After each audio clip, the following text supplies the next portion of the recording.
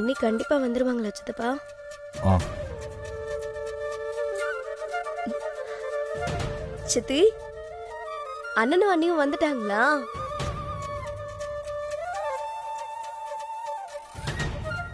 சித்தி, அண்ணனும் அண்ணியும் உங்க கூட வரலையா? என்னாச்சு மங்க? மங்க ஏன் வரல? மங்க சொல்லு மங்க, எங்க அவங்க வரலையா? வெளியில இருக்காங்களா? இல்லக்கா, அவங்க வரல.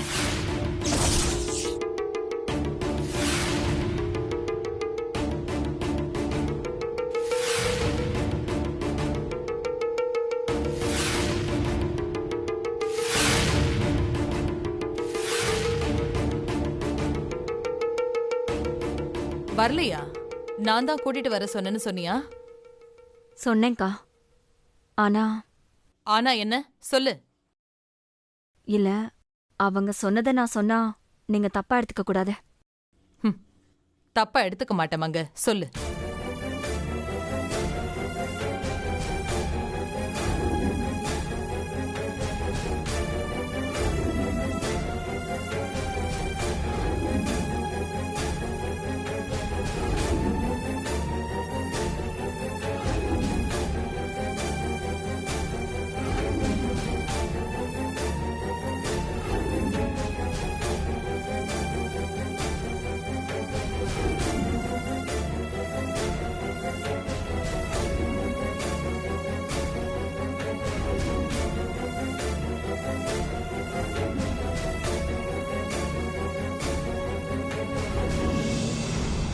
பாத்தி அந்த ராசாத்திய பெரிய சேர்மன் ஆயிட்டால, அதான் அவளுக்கு ஈகோ ஜாஸ்தி ஆயிடுச்சு.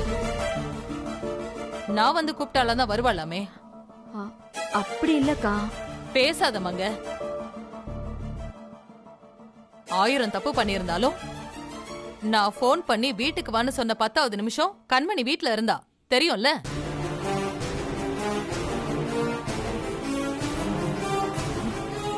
மரகர், அவங்க நம்ம பிள்ளைங்க தானே, நீ போய் கூப்பிடலாம்ல.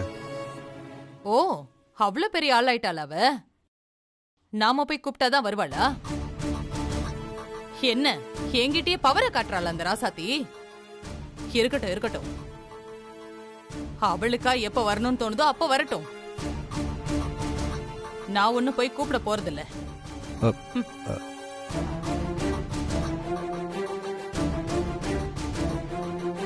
பெரியவங்களுக்கே இவ்வளவு பிடிவாதம் இருக்கும்போது சின்ன பிள்ளைங்க அவங்களுக்கு இருக்காதா என்ன?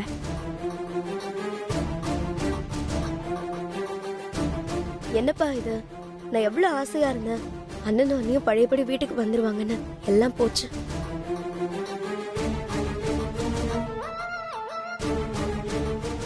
அண்ணே, நீங்க போய் அன்னிக்கிட்ட பேசி சமாதானப்படுத்தி இனியனையும் ராசாத்தியையும் கூட்டிட்டு வர ஏற்பாடு பண்ணுங்க. சரி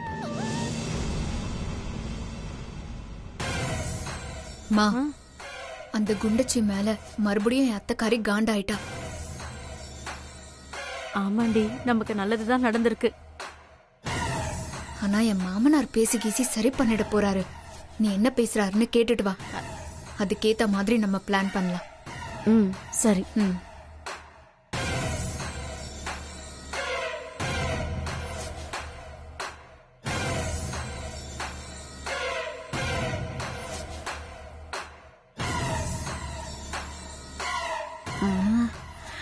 இவர் வேற இங்க உட்காந்துக்கிட்டு இருக்காரு. சரி, அந்த பக்கம் போய் பார்ப்போம்.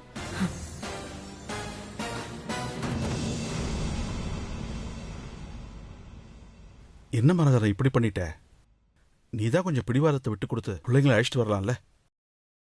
அழைச்சிட்டு வந்தா அவங்க வந்து இங்க என்ன பண்ணுவாங்க?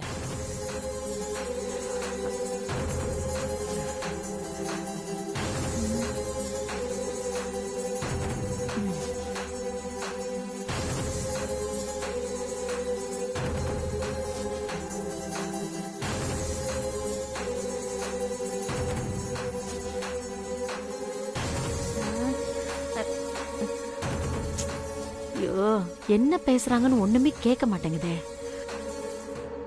சொல்லுங்க, இனி என்ன ராசாத்தியும் இங்க வந்து என்ன பண்ண போறாங்க சொல்லுங்க. என்ன பண்ணுவாங்க? இனி என் குமரன் கூட மில்வேலைய பாப்பான். ராசாத்தி வாய்க்கு ருசியா சமைச்சு போடுவா. காலையில பூ போல இட்லியும் புதினா சட்னியும். மதியம் கேட்கவே வேணாம். மீன் குழம்பு வச்சானா ஆஹா, நானும் பாரி ஒரு கட்டு கட்டுவோம்ல. ஏன் அந்த முந்திரி பருப்பெல்லாம் நெய்ல வறுத்து போட்டு பொங்கல் பண்ணுவாளே, அதுக்கு ஜோடியா ஒரு கொஸ்தும் பண்ணுவாளே, அத விட்டுட்டீங்களே. ஆமா ஆமா, விட்டுட்டேன் தான். எதுக்குதான் நான் போய் கூட்டிட்டு வரல. இங்க வந்த ராசாத்திய அடுப்படியிலே போட்டு அவ திறமைய ஃபுல்லா மழுங்கடிச்சிருவீங்க. இப்ப பாருங்க, சேர்மனா எப்படி ஊருக்கு நல்லது பண்ணிட்டு இருக்கான்னு. நம்ம வீட்டு மருமகளை வெறும் சேர்மனா திருப்தி படுத்த கூடாதுங்க. அடுத்தடுத்து எம்எல்ஏ மந்திரின்னு அவ போக வேண்டாமா? ஆமாமா. அது மட்டும் இல்ல, கண்மணியும் அவ அம்மாவும் திரும்ப இந்த வீட்டுக்குள்ள வந்துட்டாங்க. அவங்க ராசாத்திய எப்ப பார்த்தாலும் கரிச்சு கொட்டிக்கிட்டே இருப்பாங்க. அதனால இனியனும் ராசாத்தியும் அங்க இருந்தாதான் நிம்மதியா இருப்பாங்க. அதுதான் அவங்களுக்கும் நல்லது. அடடா மரகதம், இவ்வளவு நல்லவளா நீ? இத்தனை நாளா எனக்கு இது தெரியாம போயிருச்சே. நான் எப்பவும் நல்லவதாங்க. கரகம் புடிச்ச மாதிரி அந்த கண்மணி என்ன புடிச்சு மறைச்சு வச்சிருந்தா. இப்பதான் அவ புடியில இருந்து வெளியில வந்துட்டேன்ல. ஆமாமா. இந்த வீட்ல இனிய ராசாத்திக்கு இல்லாத உரிமையா? எல்லா உரிமையும் இருக்கு. இது அவங்க வீடு. அவங்க எப்ப வேணா வரலாம். ஆனா இப்போதைக்கு அவங்க அங்க இருக்கிறது தான் சரி. ஏதோ பேசுறாங்க, ஆனா கேட்க மாட்டேங்குதே.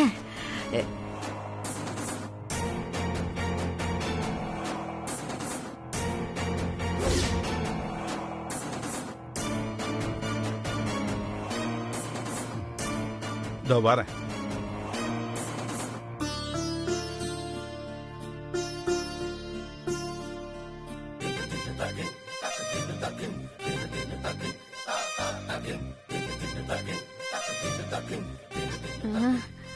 ஏதோ ஏதோ பேசுறாங்கன்னு கேக்குது, ஆனா என்ன பேசுறாங்கன்னு தெளிவா கேட்க மாட்டேங்குதே. சரியா கேட்கவே இல்லல்ல? ஆமாங்க. ஏன் நேரா ரூமுக்கு போய் நடுவுல உட்கார்ந்து கேட்க வேண்டியதானே? அப்படிங்கிறீங்க? அப்படித்தான்.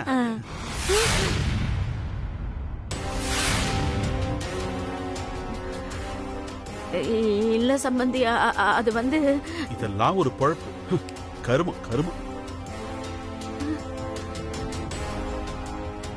மாட்டிக்கிட்டமே. இப்ப கண்மணி கிட்ட என்னத்த சொல்றது?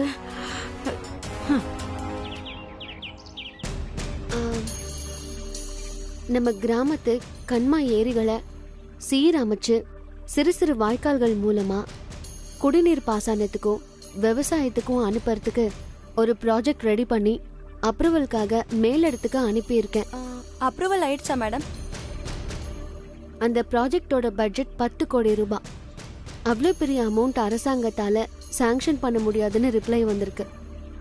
ஓ, அப்படியா மேடம்? அப்போ ஒன்று பண்ணலாம். தன் ஆர்வலராக இருக்கிற தொழிலதிபர், ரோட்டரி சங்கம், அந்த மாதிரி ஆளுங்கள்ட்ட உதவி கேட்கலாம்.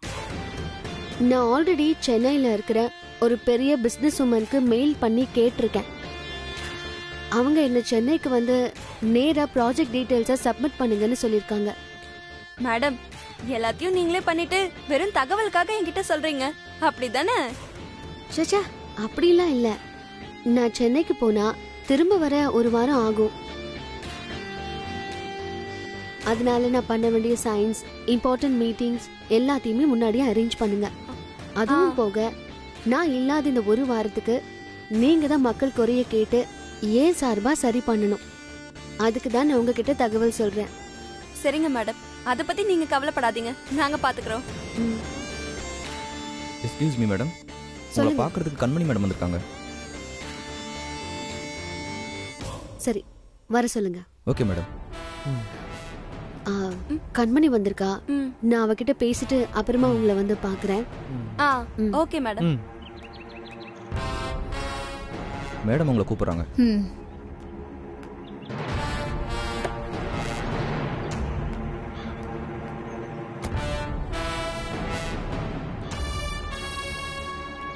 சரி, நீங்க போங்க. ஓகே. போலாம்.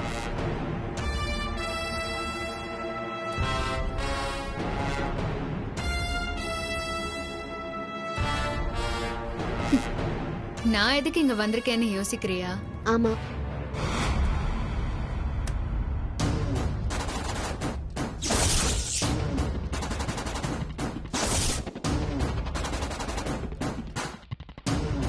நீ ரிஜெக்ட் பண்ண வாட்டர் பிளான்ட் ஃபைல் தான். அரசாங்க அறிவுரைப்படி ஏரியிலிருந்து 2 கிலோமீட்டர் தள்ளி தான் இந்த பிளான போட்டிருக்கு. நல்ல ப்ராஜெக்ட். பிளான படிச்சு பாரு.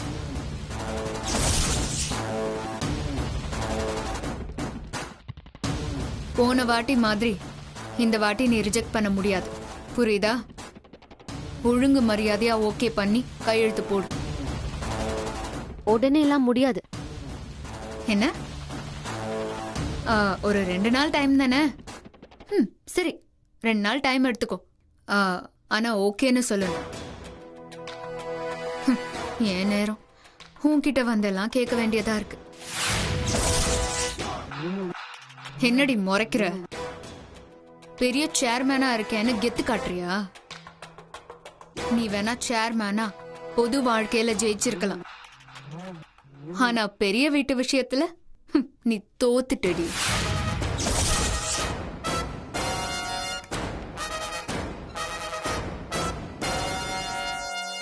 என்னடி உண்மைய சொன்ன உடனே சுடுதா? என்ன அத்தை என்னதான் திட்டி வெளியே அமிச்சாலும் இப்ப பாரு உள்ள சேர்த்துக்கிட்டாங்க. ஆனா நீ வெளிய போனவ தான். உள்ள வர முடியல. கண்மணி, தேவையில்லாம பேசாத. நான் அப்படி தாண்டி பேசுவேன். நீ தேவையில்லாம என் வாழ்க்கையில குறுக்க வராது. நான் குறுக்க வரேனா? ஆமா, அவ எக்கேடு கெட்டு போனா உனக்கு என்ன? நீ எதுக்குடி அந்த ஸ்னேகாக்கு சப்போர்ட் பண்ற? இதுல அந்த ரோஜாவை பெரிய வீட்டு வாரிசா தத்தெடுக்க பிளான் வேற போடுறியா? நான் இருக்கிற வரைக்கும் அது நடக்காதுரி. நடக்கவும் நான் விட மாட்டேன். நீ வேணா பாரு, அந்த ஸ்னேகா செத்து போய் அந்த ரோஜா அனாதையாதான் தெரு தெருவா அலைய போறா. கண்மணி,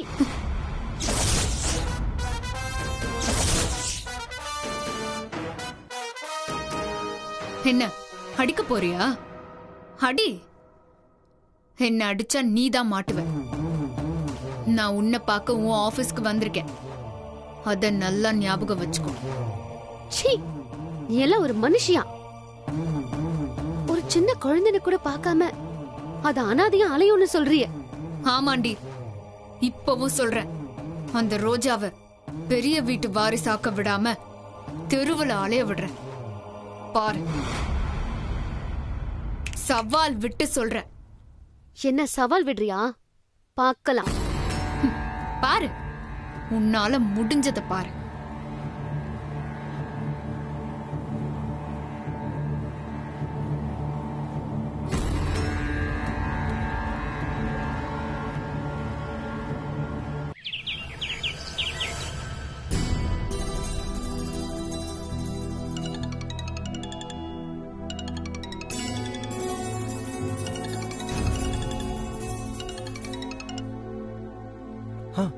சொல்லு ஸ்னேகா, உனக்கு ஒண்ணும் இல்லையே? இல்லைங்க, எனக்கு ஒன்றும் இல்லைங்க. பதட்டமாவாதீங்க. எனக்கு உடம்பு ஓரளவுக்கு சரியாயிடுச்சுங்க.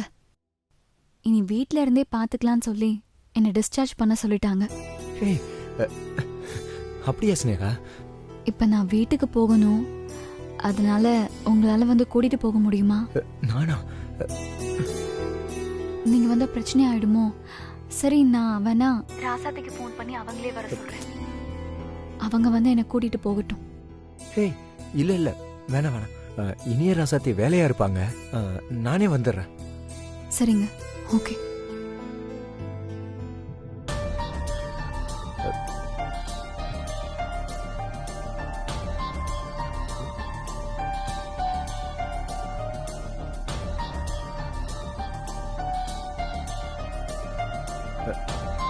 சித்தி, சித்தி, சித்தி, ஒரு நிமிஷம் இங்க வாங்களே. குமரா, உங்களதான் தேடிட்டு இருந்தேன் சித்தி. என்னடா? எனக்கு ஒரு ஹெல்ப் பண்ணுவீங்களா? என்ன ஹெல்ப்னு சொல்லு. ஸ்னேகாக்கு ஹாஸ்பிட்டல்ல உடம்பு சரியாயிருச்சாம். டாக்டர் அவளை டிஸ்சார்ஜ் பண்ண சொல்லிட்டாங்க. ரொம்ப நான் அவளை சந்தோஷம். அழைச்சிட்டு போய் வீட்டுல விட்டுட்டு வந்துடுறேன் சித்தி. ஐயோ, உங்க அம்மாக்கு தெரிஞ்சது உன்னை கொன்னே போட்டுருவாங்க. சித்தி, அதெல்லாம் தெரியாது சித்தி. நான் அம்மா வர்றதுக்குள்ள திரும்ப வந்துடுறேன் சித்தி. பாவம் சித்தி ஸ்னேகா. சரி சீக்கிரமா வந்துரு என்ன. அப்படியே நான் ஸ்னேகாவை கேட்டேன்னு சொல்ல. தேங்க்ஸ் சித்தி.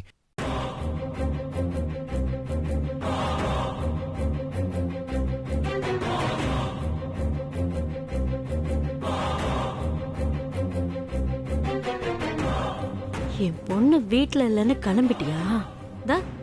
இப்ப ஃபோன் பண்ணி சொல்லிடுறேன்.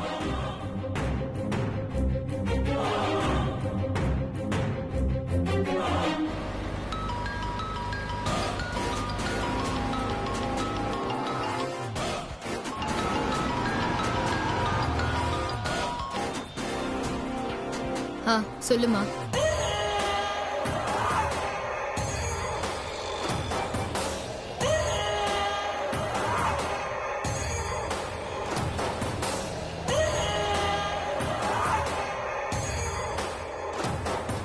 சத்தியம் வாங்கி பிரச்சனை பண்ணியும் அந்த ஆள் அடங்கலல்ல. எரியறது புடுங்குனா கொதிக்கிறது அடங்கும். இது எல்லாத்துக்கும் காரணம் அந்த ஸ்னேகா தானே. அவளுக்கு இருக்கு இன்னைக்கு.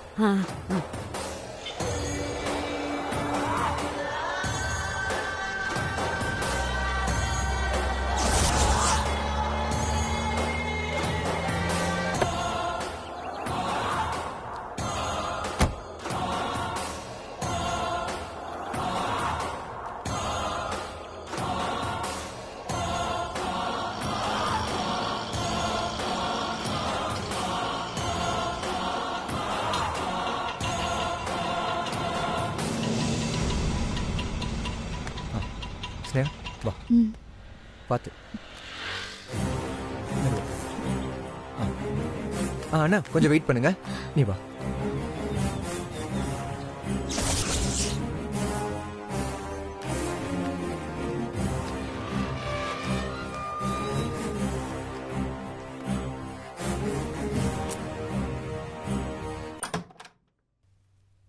பார்த்து வா ஸ்னேகா. வா பார்த்து வா. உட்கார். மெதுவா உட்கார். ஸ்னேகா நீ ரெஸ்ட் எடு. ஒரு 5 மினிட்ஸ்ல பக்கத்துல போய் டிஃபன் வாங்கிட்டு வந்துடுறேன்.